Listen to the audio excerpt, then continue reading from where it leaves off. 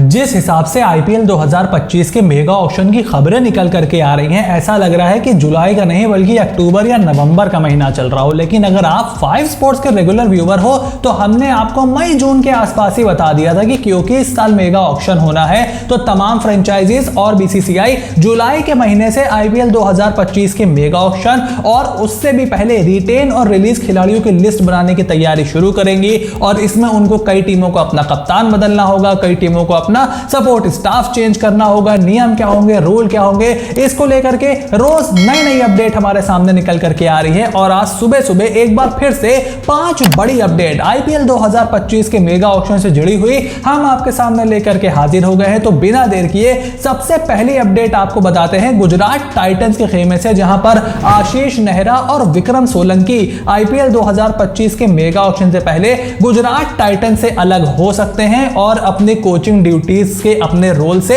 अलविदा कहने वाले हैं। गुजरात टाइटंस इन दिनों काफी ज्यादा सुर्खियों में बनी हुई है। पहले तो खबर निकल करके आई थी कि अडानी ग्रुप और टॉरेंट ग्रुप जो है वो गुजरात टाइटंस में सीवीसी से मेजॉरिटी स्टेक ले सकता है, सीवीसी उनको मेजॉरिटी स्टेक दे सकती है। जिसके बाद क्या टीम का नाम बनेगा, क्या टीम की नई पहचान बनेगी, उसको लेकर के भी हमने डिटेल में इस चैनल पर बात ऑलरेडी करके रखी हुई है। और उसके साथ साथ टीम के नए कोचिंग स्टाफ को लेकर के भी अब बात शुरू हो गई है, क्योंकि आशीष नेहरा और हार्दिक पांड्या का जो कॉम्बिनेशन था वो देखो सुपर सक्सेसफुल था। उसमें गैरी कर्स्टन का भी बहुत ज्यादा रोल था, विक्रम सोलंकी का भी बहुत ज्यादा रोल था। लेकिन फिर पिछले साल हार्दिक पांड्या निकल करके चले गए मुंबई इंडियंस में और उतनी success under Shubman Gill Gujarat Titans ने नहीं देखी। और उसके साथ साथ इंजरी से भी टीम बहुत ज्यादा परेशान रही। इवन मिडवे हमने देखा कि डेविड मिलर जैसे खिलाड़ी, अजमतुल्ला उमर जई जैसे खिलाड़ी इंजल रहे। उसके अलावा मोहम्मद शामी अनअवेलेबल थे, राशिद खान शुरुआत में लाइव में नहीं दिखाई दे रहे थे। तो बहुत सारी चीजें रही, लेकिन चूंकि अब सबका कॉन्ट्रैक्ट खत्म हो गया है, 3 साल बहुत लंबा समय होता है, तो एक नई शुरुआत करने को यहां पर के दोनों देख रहे हैं। तो अब सवाल यह है कि अगर आशीष नेहरा और विक्रम सोलंकी जैसे लोग गुजरात टाइटंस के कोचिंग स्टाफ से अलग हो जाएंगे तो फिर नया कोचिंग स्टाफ किसे इंक्लूड करेगा। तो अभी खबर निकल करके आ रही है कि Gujarat Titans are in talk with Yuvraj Singh to join their coaching staff for the IPL 2025 mega auction. और अगर आप 5 स्पोर्ट्स के रेगुलर व्यूअर हो तो हमने युवराज सिंह के कोचिंग स्टाफ में आने को लेकर के ऑलरेडी बात कर ली है। मैंने ऑलरेडी आप लोगों को एक्सप्लेन करके रखा हुआ है कि युवराज सिंह जिस तरीके से यंगस्टर्स को मेंटोर कर रहे हैं, T20 क्रिकेट के पहले सुपरस्टार वो थे, 6 छक्के भला उनके कौन भूल सकता है, और उनका कोचिंग ब्रेन भी बहुत ज्यादा है। और मैंने उनसे अपील की थी अपने चैनल के थ्रू कि यूवी पाजी अब ये फालतू के छोटी मोटी लीग्स में खेलना बंद करो, आ करके मेन काम करो। गौतम गंभीर देखो कहां से कहां पहुंच गए, 2-3 सीजन मेंटोरशिप करके सीधे इंडियन टीम के हेड कोच बन गए। And there is absolutely no reason कि युवराज सिंह ऐसा क्यों नहीं कर सकते।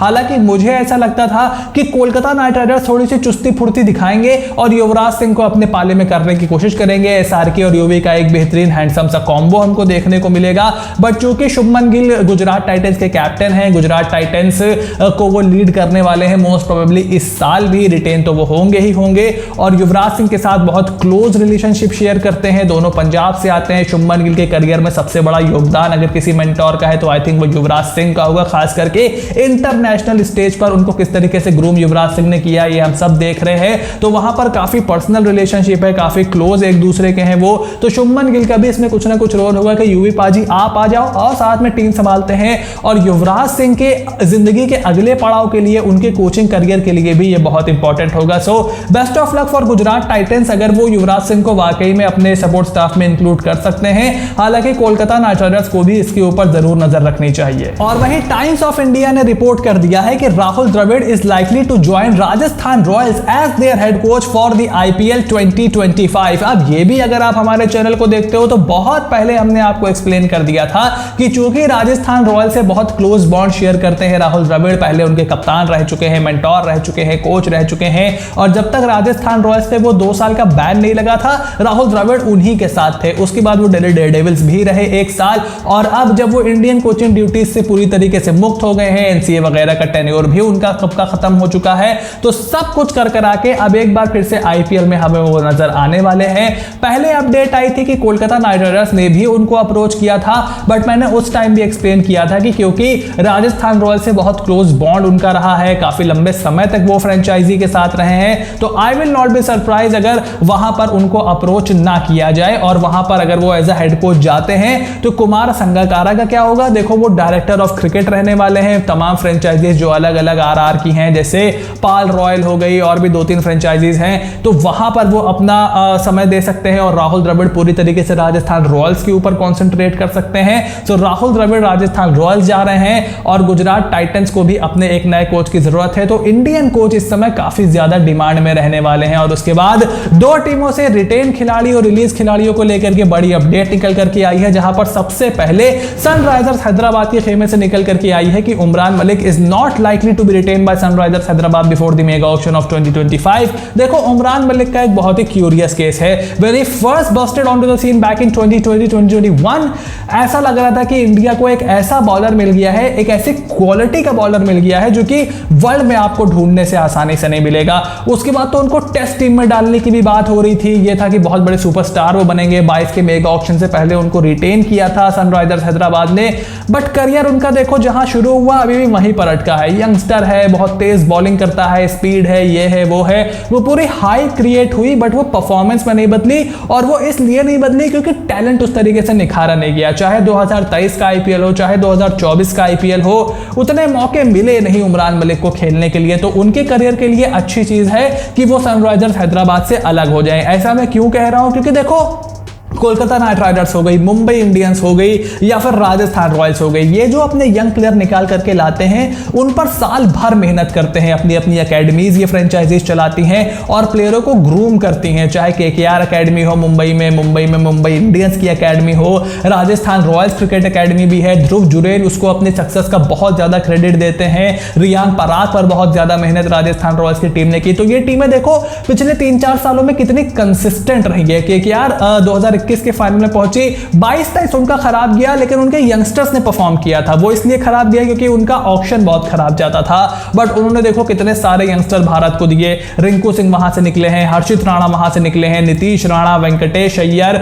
इवन श्रेयस अय्यर भी वहां अच्छा खासा टाइम स्पेंड करते हैं। तो ये टीमें काम करती हैं। सनराइजर्स हैदराबाद के पास ऐसा कोई इकोसिस्टम है नहीं, वहां पर उमरान मलिक का बहुत ज्यादा डेवलपमेंट हो नहीं रहा था। तो उनके लिए बेटर होगा कि वो मेगा ऑक्शन में जाएं, थोड़े पैसे भी ज्यादा मिलेंगे।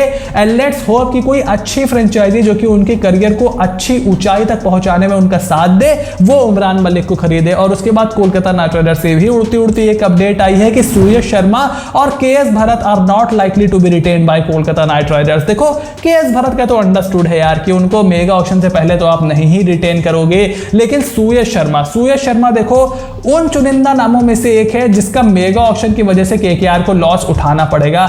And I think it will be very difficult for them to buy Suryansh Sharma back. वो ज्यादा खेल नहीं पाए 2024 के आईपीएल में because of the team dynamics और जिस तरीके की सिचुएशन थी, बट एक बहुत ही प्रॉमिसिंग यंगस्टर है। केकेआर ने स्काउट करके निकाला है सूर्यश शर्मा को। और लेग स्पिनर्स अगर आप देखो तो बहुत तादाद में है नहीं मेगा ऑक्शन में। एक चहल है, एक आपके पास रवि बिश्नोई है, एक कुलदीप यादव है। Kuldeep Yadav most likely retain हो जाएंगे। फिर कोई ऐसा youngster has not busted on to the scene जिसको आप बोलो, जैसे बिश्नोई जब 19-20 के टाइम पे आए थे, 20-21 के टाइम पे, तब सबको लग रहा था कि हाँ भाई बढ़िया यंगस्टर आया है, बढ़िया स्पिनर आया है। बट उसके अलावा कोई ऐसा यंगस्टर है नहीं जो बहुत ज्यादा पुश कर रहा हो। Chahal is already 34, Kuldeep Delhi Capitals में है। राहुल चहर एक नाम है बट उनका भी करियर अटका हुआ है, उनको बहुत ज्यादा पैसे मैं तो मिलते हुए नहीं देख रहा हूं इस टाइम पर इन द मेगा ऑक्शन। और रवि बिश्नोई ले दे करके आपके पास एक ऑप्शन है। तो सूर्यश शर्मा बहुत डिमांड में रहने वाले हैं। Make no mistake about it. बहुत सी टीमों को लेग स्पिनर चाहिए। मुंबई के पास अच्छा स्पिनर नहीं था, सनराइजर्स हैदराबाद स्पिनर के लिए स्ट्रगल कर रही थी, रॉयल चैलेंजर्स बैंगलोर स्पिनर के लिए स्ट्रगल कर रही थी। तो काफी सारी टीमें अच्छे स्पिनर की तलाश में रहेंगी। तो सूर्यश शर्मा को मैं 5 से 10 करोड़ के बीच जाता हुआ बहुत आराम से देख रहा हूं क्योंकि बहुत प्रॉमिसिंग यंगस्टर है। और केएस भरत का क्या होगा ये तो मेगा ऑक्शन में ही पता चलेगा। तो ये थी आईपीएल 2025 के मेगा ऑक्शन से जुड़ी हुई 5 बड़ी अपडेट जो कि फटाफट सरल अंदाज में हमने आपको समझाई है। और अगर आप ऐसे ही अपडेट न्यूज वीडियोस लगातार देखते रहना चाहते हो तो चैनल को फटाफट सब्सक्राइब कर लो, नोटिफिकेशन की घंटी बजा करके रखो, क्योंकि जैसे जैसे रिटेन और रिलीज खिलाड़ियों की लिस्ट की तारीख नजदीक आ रही है, जैसे जैसे वक्त बीत रहा है, चीजें और भी ज्यादा इंटरेस्टिंग होती चली जा रही हैं और बहुत सी टीमें बहुत बड़े बड़े फैसले लेने के बारे में विचार विमर्श कर रही है। So you have to stay tuned for everything that is coming your way and I will see you soon in the next video.